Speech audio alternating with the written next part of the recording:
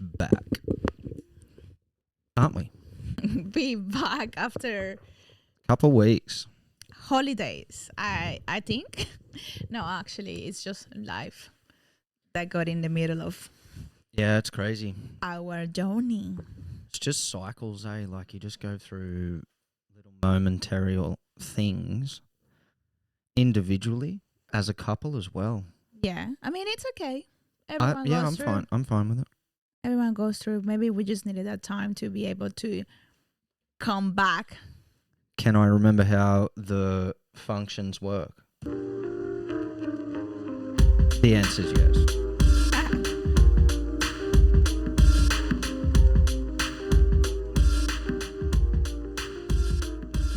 Oh, and we are officially back. This is episode number 8, I believe. 8. That's 7, 8. Yeah, no, it is 8. 8. Yeah. Correct. 8. Episodio número 8. Episodio? Babe, I think we need to make an effort and get the podcast with Spanish subtitles so people in Colombia will be able to watch our podcast as well. So I think that should be helpful. Okay. I would work on that. It's not that fucking easy. Yeah. I just think it's not about if it's easy or not. It's about that it costs money to Cost money, but also, well, translate the transcripts and fuck, guys. Maybe Hey, everybody. we just need to do a little It's not as easy as press and record on a camera. and a audio recorder. It's pretty hard. Anyway, today's episode is about immigration. Yeah. Ladies got more experience in this field. I have travelled quite a bit. I guess the episode is migrating to a different country. I mean, obviously. And the ups and downs of making life decision of this. And so I don't have that much exposure because I'm Australian, we live in Australia, but I have had experience where I've lived overseas. Yeah. And, you know, the difficulties of not having that language and culture and all of that. So that will be my sort of input. I will leverage off that to assist lady. And, you know, I have the experience of my wife immigrating, so I have that. Yeah. But first up, as always, mind mastery. And what's been on your mind, babe? I think my mind is not very clear at the moment. Oh, yeah. I just think I do have a cloud. I would say it's a bit foggy. So isn't that funny? Because I feel exactly the same. yeah, I mean, it's not like I don't think I don't have anything like a mindset mastery or lesson that I learned during the week. I mean, it's the last 3 weeks. Last 3 weeks. It's just that it's so many things at the same time going on that I feel like the only thing that I can say the lesson of the week is probably not to be too hard on yourself. Yeah. I mean, life is hard, but it's up to you, the way that you want to see it, and just don't let that like gray or dark days take over, and then just like it's okay to have those days. Yeah. Just be present in them and what's like causing it, I suppose. Yeah, I guess just let yourself live that days and experience that feelings, and then just move on, and then just be ready for the next chapter.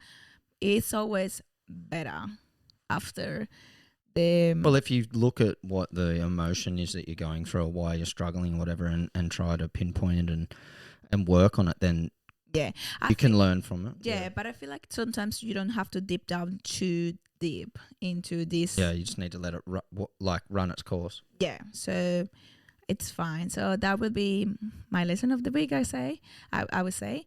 So what about yours? Fucking hell, guys. Nice and short. Not too deep today. Not too deep. Mine is a bit deep, and mine's it's a bit weird, so don't freak out, everybody. I mean, I don't. When do you talk something that is not that deep?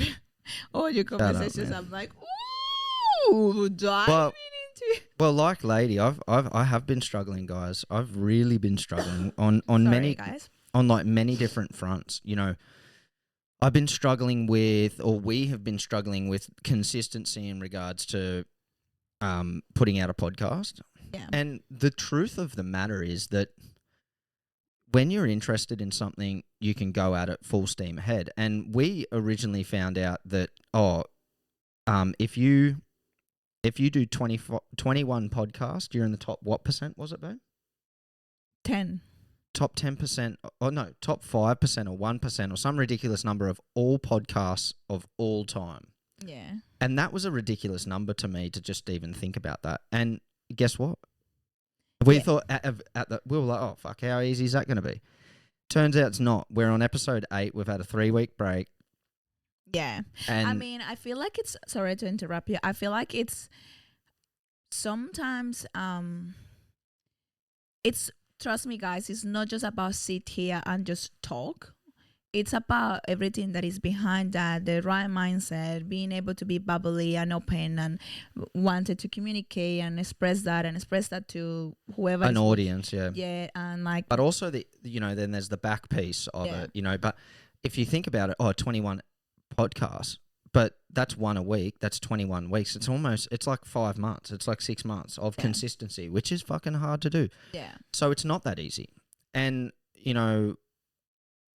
so my point is I've been struggling with a lot. So there's that. There's work changes at work that have been weighing on my mind, that have been killing me, and change. And I believe when any individual is going through some type of change, there's a difficulty that, comes with that. And then I suppose, so I've just had, like, lady, this like last 3 weeks, like a cloud in my mind, and, directional struggle, and, within work and within the podcast and personal, because I was being really consistent on, TikTok on lives and all that type of stuff, and that dropped off. And I just think I needed some time for myself. But what I want to tie it back to is, I listened to this thing the other day, and it was this girl talking about, she had done some silence retreats, or silence meditation retreats. And over the course of, I think, 6 months, she did 27 days of silence. And so she did 2. She did 11-day one and a 17-day one. And they were 3 months apart from each other. Mm-hmm. And what her findings I found really interesting. And that was that she had the same journal for both. And on the first one, she identified that you have all of these thoughts racing around in your mind all of the time. Everybody does. But she said that there was probably 3 or 4 significant thoughts that kept repeating, and it was almost like an obsession on these particular topics. On her mind. In her mind. Mm. And so she's got these 3 thoughts that are just almost obsessively repeating, and she's, identified them. I don't do that. I don't identify those. You don't. Do you? No. And I can get to identify. My mind doesn't stop, to be honest, guys. Even when I'm dreaming, my mind is like, and it's exactly. It's just part of my ADHD, I would say, because I just have racing thoughts all the time. It's being impulsive thoughts. Well, me too. And then, so this goes back to, okay, so you've got all of these million thoughts, and then you've got these like 3 or 4 thoughts that are just like repeating. And when you have ADHD, you have this like hyperfixation situation going on. Yeah. And she identified that basically the thoughts that you're having aren't actually that significant, or even you. No. Like you're not your thoughts. You are you. No. You're not necessarily your thoughts. And you're gaining all of these thoughts and stuff from, outside sources, whether it's social media, whether it's news, whether it's work, whether it's your partner, whatever. Yeah. And then, so like to just quickly bring it back to, 3 or 4 thoughts. So with ADHD, I noticed a pattern. I would get this hyperfixation on a certain topic, and then I would concentrate on it for a week or 2, and then it would just disappear, and it wasn't important anymore. And isn't it crazy? Because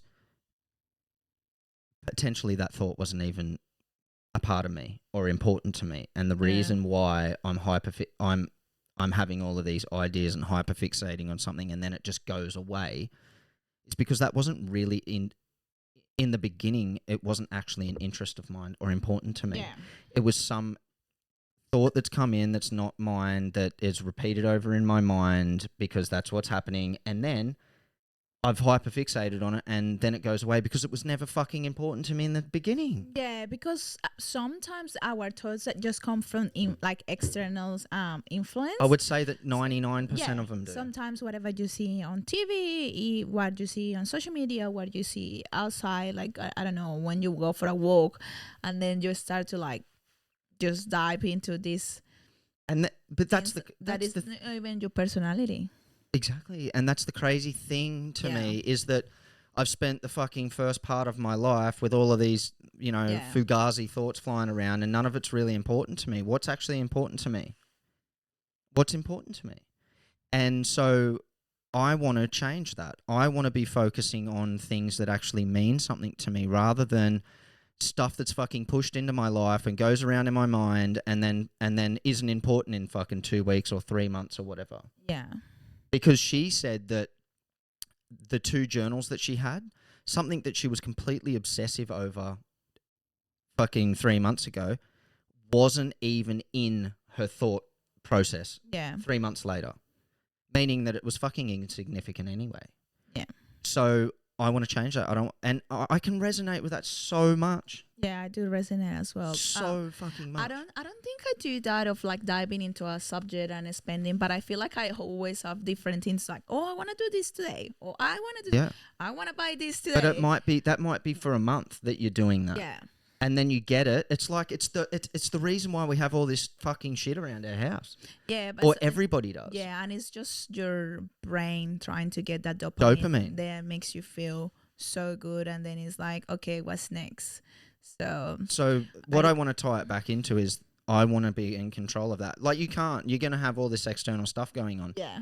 But how do I have a little bit of control over that? And it goes back to setting goals.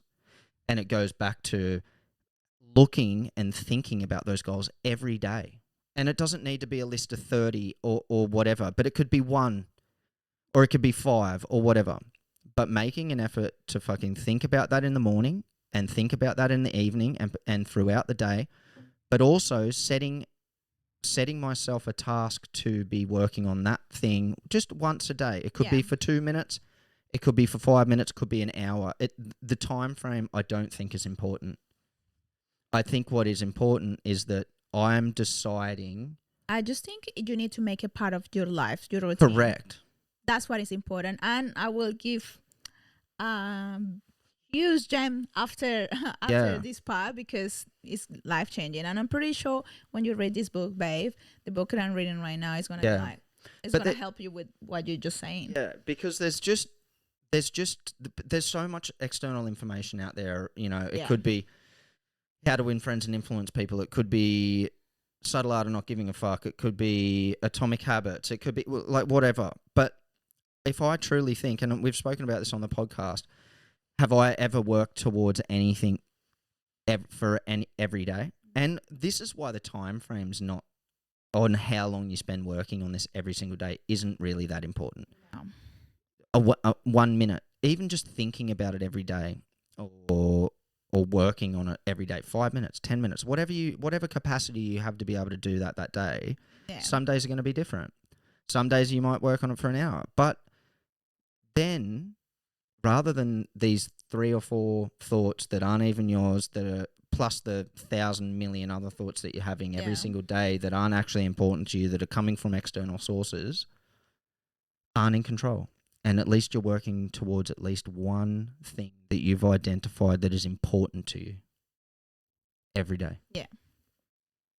That's really good. Yeah, I really like that.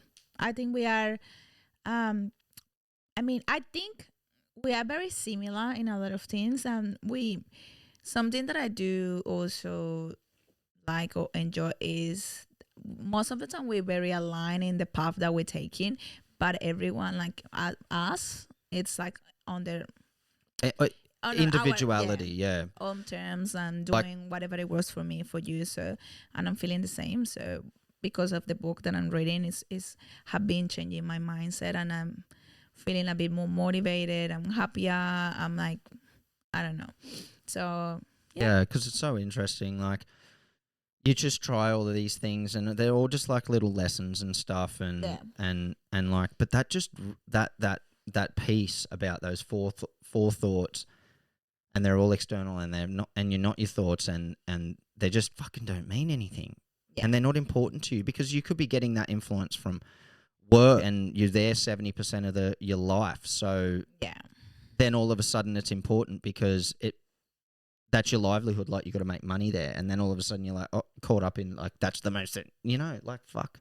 yeah. It's like right now I need to learn French because I work in a French school, but I also I mean, this is something impulsive, and I want to get it now, and I want to learn now, but I feel like this will be a good one, and I will benefit from that. Yeah. Because obviously it will be my third language, and that's great. That helps my brain to develop, like, get much better, and also because it will help me at my work. Yeah. So yeah, but Yeah, and like, obviously, great, I'm not saying that external things you can't leverage off them, because you don't fucking know everything. You obviously need to learn things and whatever. But what I'm talking about is the randomness of things that just get put into your mind, and then all of a sudden you think it's important. Yeah. So I think by actually spending time thinking about your future and because you can't control the future, you can't control the past. You can only control what you're doing right now. Yeah, and if you have this fucking goal that's monstrous, how do you think you're going to be able to achieve that if you're not working on it consistently every single day? Yeah, it's at the end of the day, it's not about the goal. It's what you're doing right now and what you're implementing in your routine to obtain that. Yeah. So it's like, you want to be millionaire, yeah, but what you're doing now? Millionaire. Stop. Hello. But yeah, that's the whole point. Yeah. Well, that's really good, babe. Yeah. Well, that's nice. So there you go, guys. I told you it was a bit weird, and like, but I believe it. I just think that fucking, yeah. Well, there's like all this underlying fucking subliminal messaging and shit, and it's just like, fuck all of that. Like, just do something for you. Identify what that is. Spend some time thinking about it. And hey, it's okay. It's okay if you to take your time as well. Well, it's okay if you identify something you may be interested in, and then you realize, oh no. But yeah, but you need to try. Yeah, but that may lead you into what actually is important. Yeah. You know? 100%. You know? Agree. I don't know. Anyway, whatever. I agree. Holistic thinking, guys. Hey, a little bit of meditation, guys. This one right here is just becoming a spiritual, no chemicals. Well, that's not true. I vape, so. But anyways, let's continue with our podcast. So the second part of this podcast, if you guys have been following, is thought-provoking. I can't even say it. Thought-provoking thoughts, ladies and gentlemen. Yes. So immigration, what it's like, struggles, happiness. Yeah. At first, I believe the first thing and the most important thing that probably stop a lot of people from making a decision like this is the financial status that you are at. Yeah. If you have the money, the capacity to invest, I guess, because I think migrating to another country is an investment for your life. Well, there's two parts to that, isn't there? So there's living in your mother country. Yeah. And potentially it being a third world country, and the money exchange from that third world country to wherever you want to go to live a better life, or whatever it is that your goal.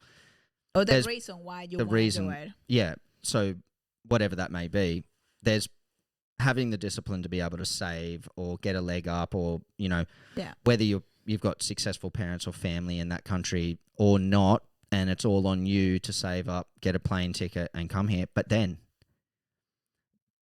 there's the fact that you may have a university degree or whatever, some type of skill that is highly regarded in your country, that you come to a first world country that is not even fucking thought of as you are that.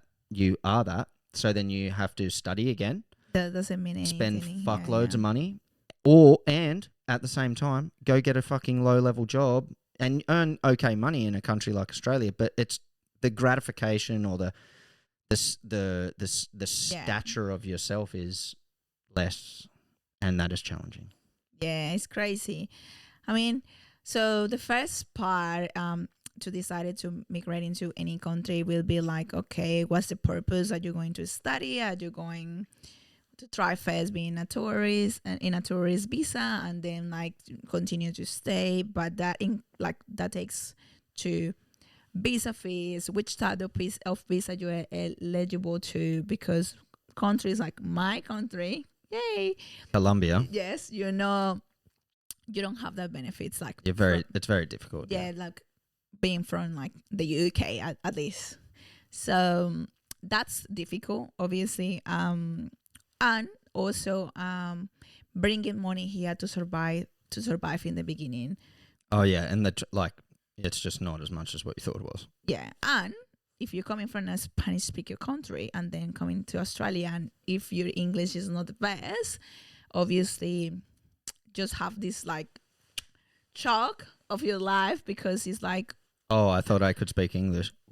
yeah, how you gonna communicate, where you gonna find a job where not having the language, it won't matter, which is hard. I mean, which is normally some type of low level job like cleaning or construction. I'm not against that type of job, of course, but obviously it's something that you will have to have in mind if you decide to come to a country when you don't speak English, like Australia. So, and that's the reality. Actually, now that everything is back to normal and everyone is allowed to travel and come to Australia, I think I have seen many cases of Colombians struggling really bad, because obviously well, not just Colombians, but yeah, you just see all these like social media saying and people living a great life and saying, yes, you just earn a lot of money, but like, is that the reality for everyone? Like, would you come to a country and start straight away to earn, I don't know, 1,500 per week and having a good job and being able to save a pay? But and you know, plus the rent and the food and the cost of living in Australia or the UK or the US fucking really high. And the biggest thing, the loneliness, because family, friends. Yeah, and I don't know. I think Australia, because of the cost of living, people is always in such a rush. Go, working the whole time, work, home, and if you are not from here, people usually just like connect with like their own friends and like trying to like find or engage. And well, I think in general, trying to make friends as an adult, regardless of whether you're immigrating or not, making friends as an adult is much more difficult, because you've got to align with people that have similar interests and stuff, and you've got to put yourself out there, and you've got to go through social anxiety and join a sports team or do something. Look at Oreo. Cute. He has his paw like this, like bent. That's my favorite position. Bent, and then he's just sitting his mouth on it. Cutest. I swear to God, we need to have a camera just recording him. Yeah. And we can put it on the side on the podcast. Just see what he's doing. He's a little baby boy. Yeah. But yeah, so there's I would say the friendship, but the loneliness. The other thing that you and I both see, babe, is the so normally what happens is, Colombians or whatever race come to Australia, right? Because there's that language barrier, and then the hard to meet friends and all of that type of thing. And then also there's a language barrier there to meet friends. Yeah. What they do is they gravitate to their own kind, so Colombians or Latin Americans, and then they get in these share houses and then only talk Spanish or only talk. And that's not the best scenario, because the only way that you can actually improve your language skills, so being able to communicate in English and improve that, it's like just talking in English every day. And if you go and you are living in a household where everyone speaks Spanish, well, guess what? It's gonna be like well, Leiry's been here for 6 years now, and her English obviously is very good, but she's got friends that have been here for way longer than her, and their English is not good. Yeah, because for me, from the beginning, I made the decision to obviously it helps that like I have jobs where I only speak English, and it also helps that I did have like with my husband that speak English, and hanging out with people that only speak English.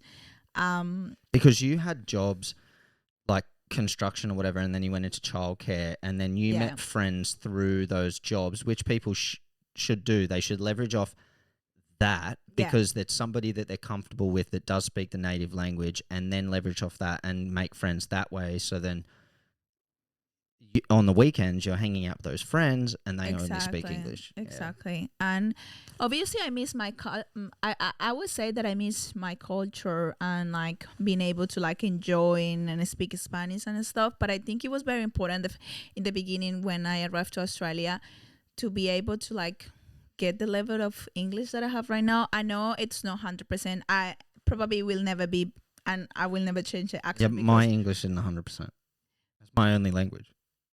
Oh, yes, his English is little. Yeah, I'll go. He actually I'll be writing something, then I'll say to Lady, "Hey babe, how do you spell this?" I'm like, hello. Yeah. So, I mean, I think that part is really important.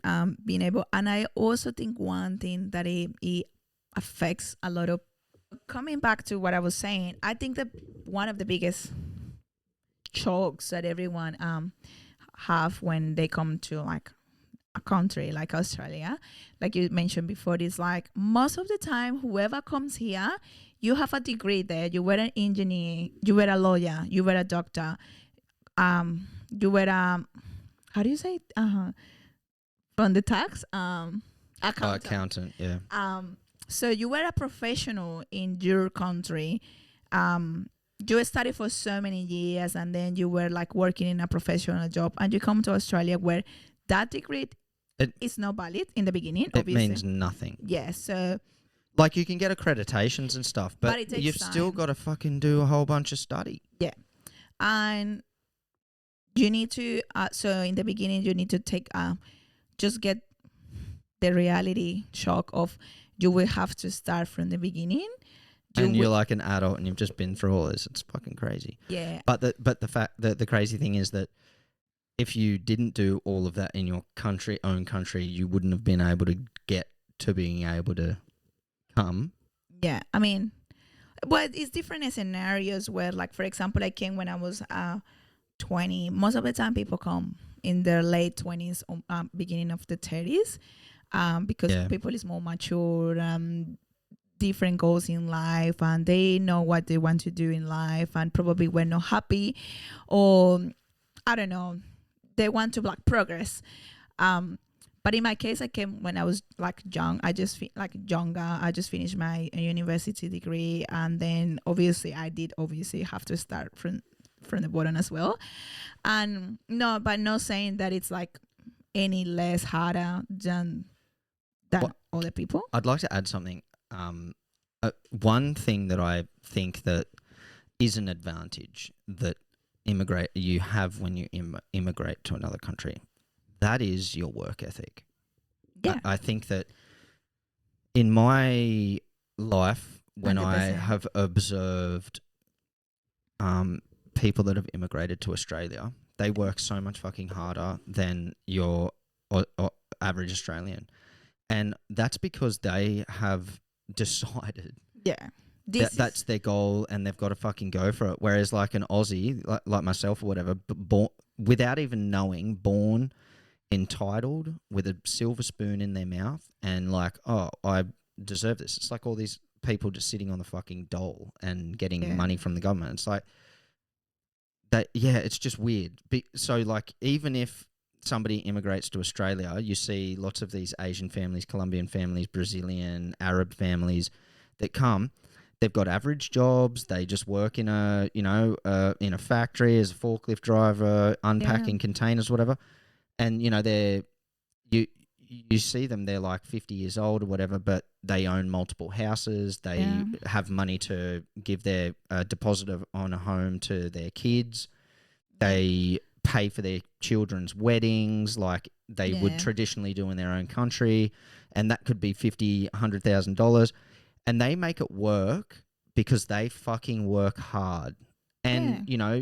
there's some argument that do they get to have a life and a nice life, but I think that they do because Yeah. they've decided to come from another country that is, Vietnam or Colombia or third world, where they wouldn't have been able to achieve these things, and they have fully taken the opportunity by the bull by the horns and just been like, fuck it, I'm going to save. And, they often, as a family, just live together and they all pool their money, and then they all just leverage the fuck up. Yeah. It's really inspirational. Yeah. It's fucking awesome. I just think it's the reality is like, where you came from and where you don't want to go back to, but not saying that living in our home country is not at all, but we obviously have better opportunities here, so you need to take advantage of that, and you need to, like, you make this your life goal. Like, for example, for me, whatever I'm doing here in Australia, this is my professional job. This is the decision that I make. This is where I want to stay. So obviously I have to give all of me to be able to achieve that, because to be able to achieve that, I will have to pay for visa fees, lawyer fees. I'm talking about when I am here on my own, okay? So it's like no one else is gonna do it for you, because unfortunately you came to a foreign country where you are on your own. So you need to work hard, and it's funny that you say it, because this is not the first time that I hear that people say that, like, foreign people work harder than Australians. Why do you think they get jobs? And all of these fucking Aussies are like, and it's like, well, because they fucking work hard, man. And because we know that we're not entitled to this, so we need to work for it and try achieve and obtain this by any cost. And going back to what you were saying about, it's not that your home country or your mother country is not amazing.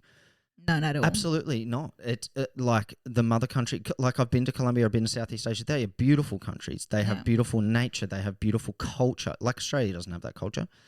They have this beautiful culture and nature, and it's been happening for hundreds and thousands of years, and that type of thing. I think probably the most appealing part about Australia or New Zealand or England or the US is the opportunity and the safety. Yeah.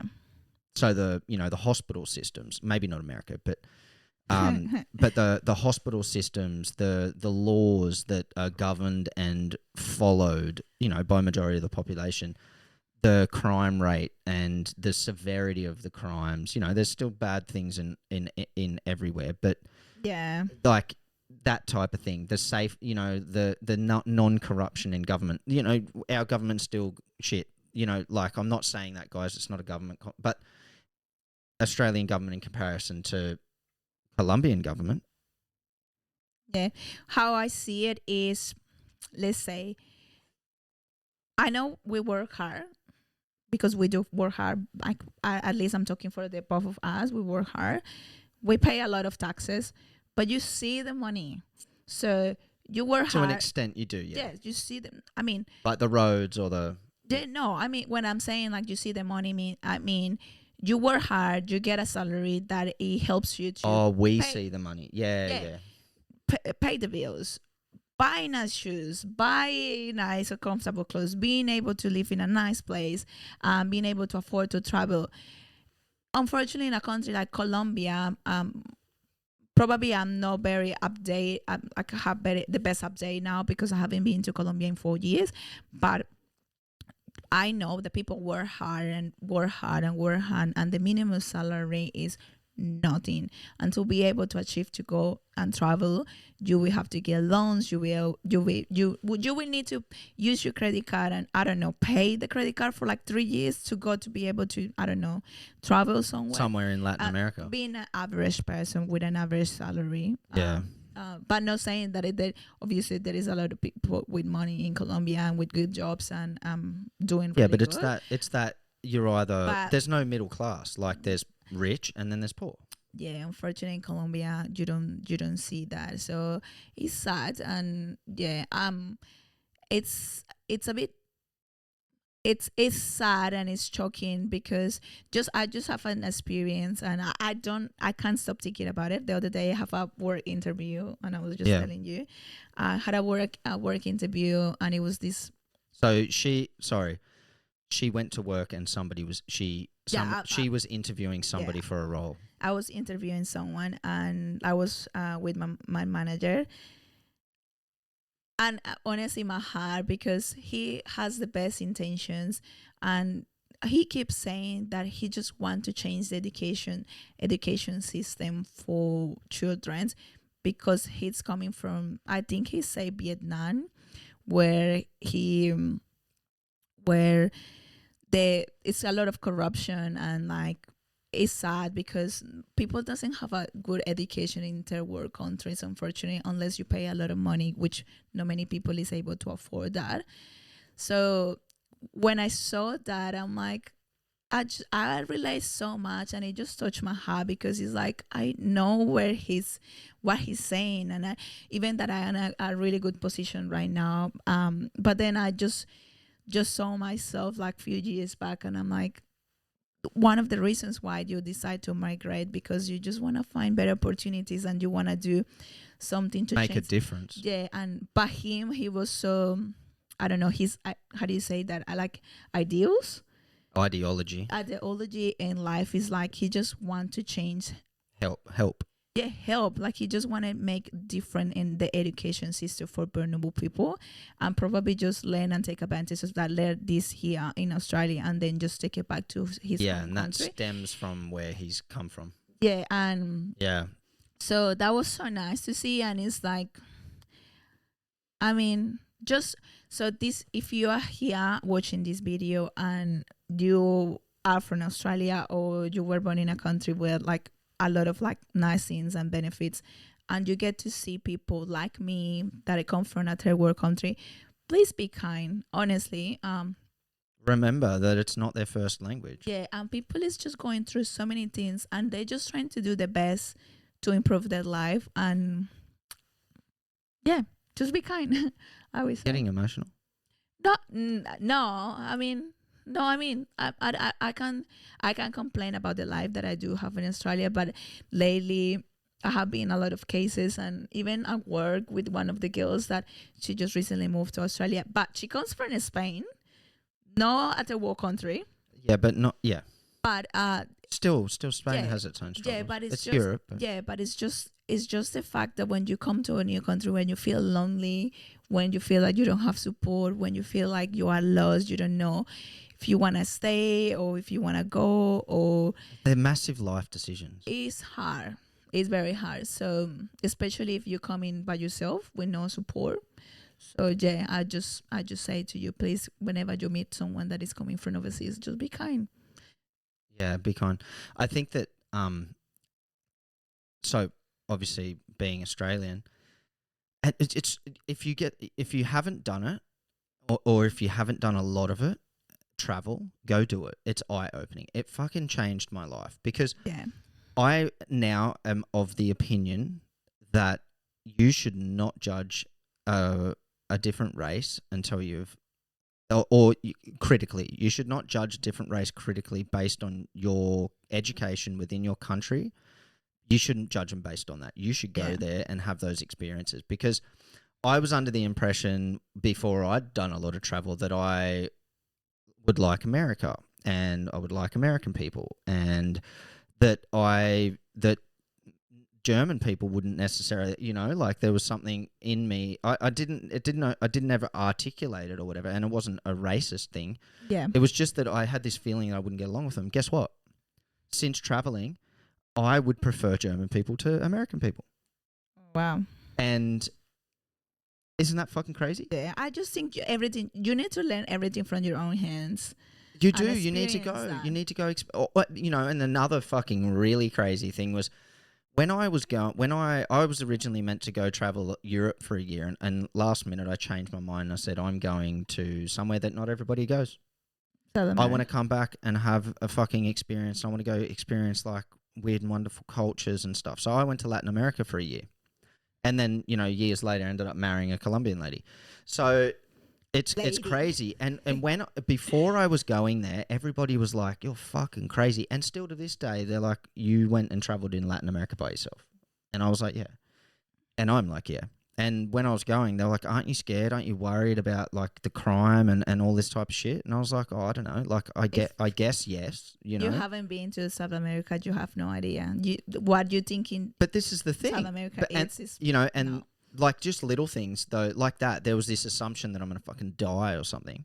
Yeah. And I went there, and I just realized how kind the world actually is, and how fucking skewed my thoughts were towards a country, because Colombia turned out to be my most favorite country.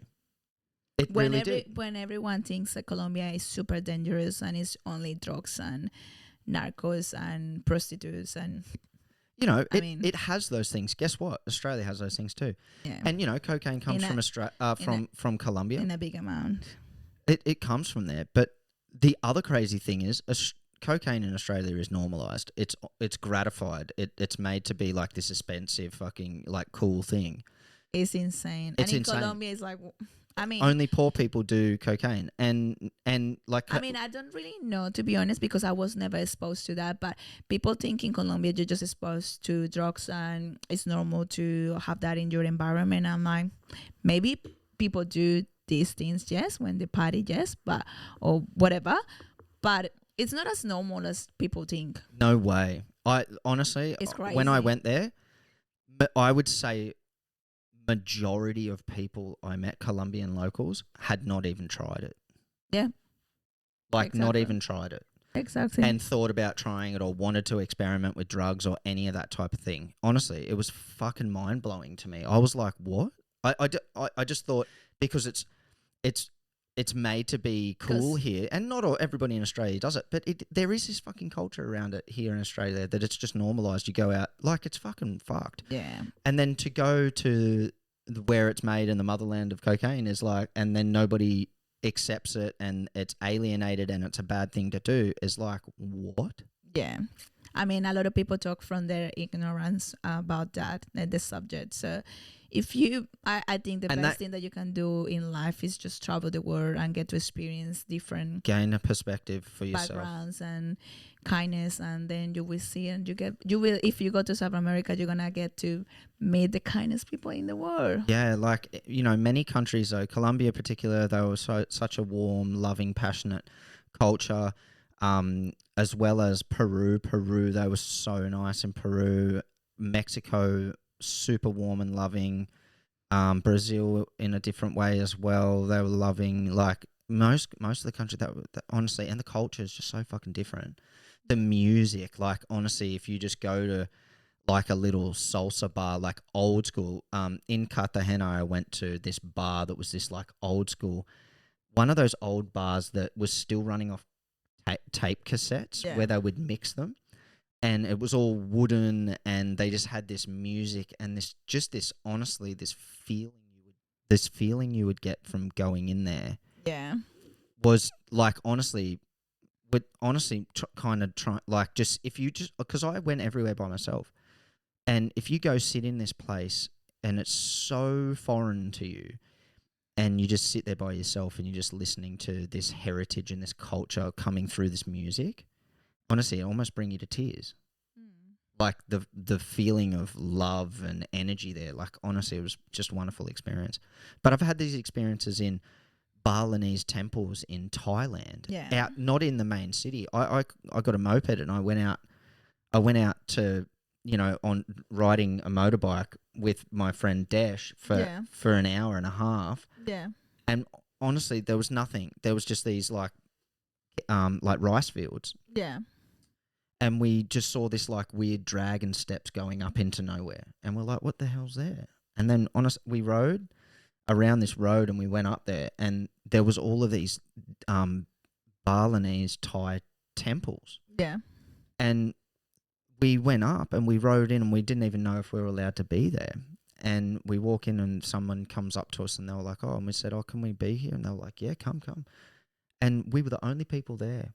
And they were these fucking beautiful temples. And when we were walking around, they were turning the lights on to these temples. And it was like, nobody fucking sees this shit. Yeah. It was so incredible. What an experience. Yeah. And they were welcoming and glad for us to be there. And obviously we tipped them and that's what they want. But they're so removed from, it was just insane. So go have those experiences, guys, because that gives you perspective when you come back. When I came back to Australia, I was like, when somebody's like, oh, they don't even fucking speak English. It's like, bro, if you tried to learn another language, I tried to learn Spanish, I can't fucking speak it. It's so difficult. And here Like, they are guys, living English a life. is not the first language in the world. Like, hello, wake up. Yeah. And it's like, but you're giving these people a hard time that are here in a different country, making it work, probably working harder than you, and it's their second language. Like, give them a break. Like, paying the same taxes that you pay and not getting any benefits, because people like me that pay taxes, we don't get the benefits because we're not Australia citizens. Yeah. So exactly. Just be about kind. It every time that you say, oh, this is no, just think about it. Yeah, be kind. And yeah, just give people a chance and don't judge a book by its cover, and actually don't just say shit. Don't just say shit. Yeah, because don't talk from the ignorance, please. Yeah, like just acknowledge and just at least read and get to know the cultures, or just hang out with someone from another country and just get to know them. And you never know. You always get to learn things from but the they people would that learn come to stuff you. from you too. Exactly. So and you can help. Like, it's there's a big fucking world out there, and just having ignorance and saying shit, like, anyway, well, I think that was pretty heavy. No, I think it was a really nice topic. I really enjoyed it. It was really nice to talk about it, and obviously this subject is pretty big and into a big extent. So but and like a little bit. hits home for you. Yeah, hard, especially if you haven't been to your home country because of visa reasons in 4 years. Yeah. But anyways, we will get there. Just stay strong. Let's go to the next part of our podcast. Come on, you forgot about the. Yeah, I've forgotten how it all rolls, but Come on, keep going. 9 minutes left. You wanna do your gem first, or do you wanna? No, you go, baby. So my gem of the week is another book, and the book is called Atomic Habits. Yeah. And it's amazing. Honestly, game changer, life changing. Give us 3 points that you've. I just feel like it teaches you how. I haven't finished the book, by the way. I feel like it teaches you that the goal is not the priority. It's the routine that you're taking to implement that goal, to obtain that goal. Yeah. So the daily present. Let's say you want to be a fit person. What are you doing to be a fit person? Going to the gym. But I know going to the gym is not easy because you struggle and you don't find motivation. So you need to do the going to the gym a routine in your day, a habit. Yes, it's about the habits that you do every day and how you implement that habits to get to the end goal in life. And the goals is not necessarily what you should be thinking or prioritizing on your life. No. It's the habits that you're doing to change to change your life. Let's say, for example, the goal is the goal. Yes, you want that, but you don't need to be there yet. In a matter of fact, you're not fucking ready to be there yet. No, but it doesn't really matter what is the goal, because it's like even if you obtain that goal, it's gonna be something after that. Yeah. So you always gonna be in constant change and trying to improve, and probably something that you used to do 2 years ago, you don't do it anymore because you saw that it wasn't necessary for you. It wasn't as important. So hence, that the whole conversation at the start of exactly. Yeah. So that's what I say with you. Like when you read the book, you will be like, wow, yes. So Vaitu's reading it for the third time. This Atomic Habits, it's so good, honestly. I always saw it on the internet, and I was like, and then Baitu was like, oh, and I was like, you know what, I'm gonna read it because I think, and it's really nice. It's really nice to read, and it's just like it gives you something or tips every day to put in like in perspective, I would say. And something that is like probably helping, like for example, always give time to the habit that you want to implement on your routine. And I'm not meaning like a long term time or like a frame time. I mean, let's say you want to go to the gym tomorrow. You say to your brain, I am going to the gym tomorrow at 7 p.m. Yeah. So you know what's happening. You're gonna do it because you're gonna stick to that.